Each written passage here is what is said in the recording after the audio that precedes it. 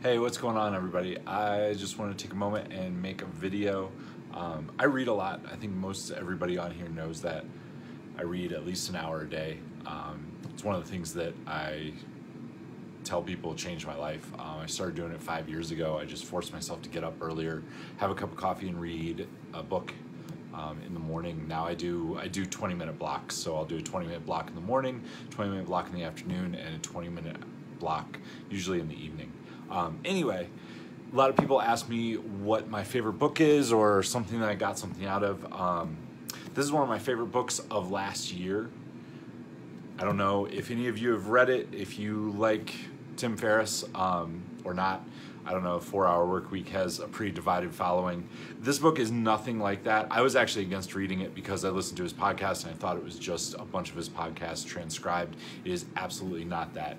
If you're looking for a book that you can pick up, read for 5 minutes, put down, and not read again for a month, this is your book. The reason why, it's interviews with people, it's his thoughts on the interview, so it's completely different than his podcast. Each chapter is 3 to 4 pages, and they're really hard-hitting questions, and then his thoughts and any behind-the-scenes stuff that went on. I'm going to share with you 2 things that I really liked from the book, and then to show you how random the book can be, I'm just going to open up to a page or two and, I don't know, read something to you off those pages. He got interviews with some of the heaviest hitters from Silicon Valley, to actors, to people who are angel investors with $30 billion. Everything in here, I can't stress it enough. No matter what business you're in, you could read this book and you'll find a takeaway almost every day. Like I don't know, I highlighted more on this book than I think I did in a lot of books that I read. So one of the first things that I wanted to read was from the Laird Hamilton, Gabby Reece interview. I didn't know they were married. Laird Hamilton was the bad guy in North Shore, which was an 80s surf movie. So I really didn't like him, but then I read this and I was like, oh my goodness, this guy's awesome.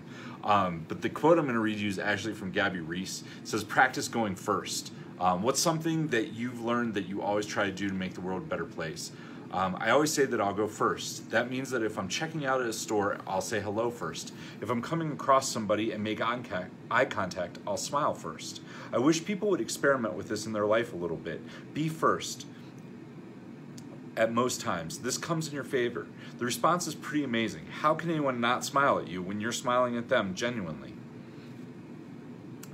I thought that was pretty powerful. I don't know, sometimes I can be in a bad mood or just in a hurry and be short with people, but just going first and saying hello and actually smiling. I actually had a Walmart cashier the other day tell me that I was the only person who said hi to her all day. And I actually thought specifically of this quote. Second quote that I'm going to read you, I have no idea who this guy is. Noah. Noah was the number 30th employee at Facebook, number 4 at Mint.com. He then founded Chief Sumo, SumoMe, and a couple other web things. He's been involved in founding more than 10 businesses that have sold for over $1 billion. Probably worth reading, right? The first thing is the coffee challenge. It says, for would-be entrepreneurs, if you've grown a little bit comfortable, try asking for 10% off of all the coffee that you order. Regardless of whether this is at a grocery store or at a Starbucks, go up to the counter, order your coffee, or take the bag to the cashier and ask for 10% off. I didn't do that, but his thought process is it forces you to be uncomfortable a little bit every day. So I like that. And one of the other things that I actually took away was improve all the tools at the top of your funnel. Aim to optimize upstream items that have cascading results downstream. For instance, look at technical battle points that affect everything you do. Increase the speed of your trackpad, mouse pad to be as fast as possible. Get the fastest internet that you can so you're not waiting on it. This sucks for me in Vail.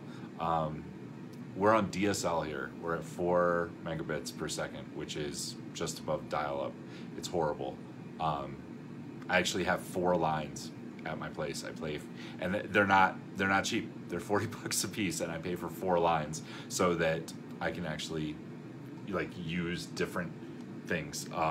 It's annoying. Like if if one person is watching a movie and the other person tries to get online, not going to happen. So we have 4 lines. Anyway, that's 2 of them. I'll open to one other page and just tell you something kind of fun from it, maybe. Or maybe I won't. I think this has gone long enough. Anyway, pick this up. Really solid book. You won't be disappointed. And the nice thing is that you don't have to read it from start to finish. You don't even have to read the people that you don't think sound fun. He gives you a little paragraph at the beginning to tell you what they're about.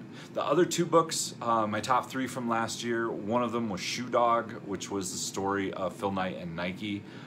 If you're an entrepreneur, business person, you owe it to yourself to read this book. Even if you hate running, I like running, so that's why I picked it up. It has very little to do with running and a whole lot to do with the struggles that go on inside of business. Man, that book really gave me a lot of respect for him, and it encouraged me when I was having a bad day. So really powerful. And the third book that I like to recommend from last year, there are actually 2 of them, but I'll just give you one for right now, was Total Recall, the Arnold Schwarzenegger biography. I knew a little bit about him. Regardless of whether you're Republican or Democrat, just pick up the book. He doesn't talk a lot about politics. I didn't know that he grew up in a mud hut and basically hitchhiked his way over here, started from nothing and really hustled through Muscle Beach, became an actor. I didn't know this, but he made $1 million before he had a lead role through landscaping and then buying real estate. He did that for 5 years, and he was really diligent about it. He also sold workout books by mail order out of his studio apartment, which I didn't know. That book was really inspiring to me. I love biographies, and that one was a really fast read. I really liked it. All right, guys, I hope you're doing awesome. Comment below. I'd love to hear what you think about this, maybe what your favorite books are. I hope you got some takeaways from it. I'll talk to you later.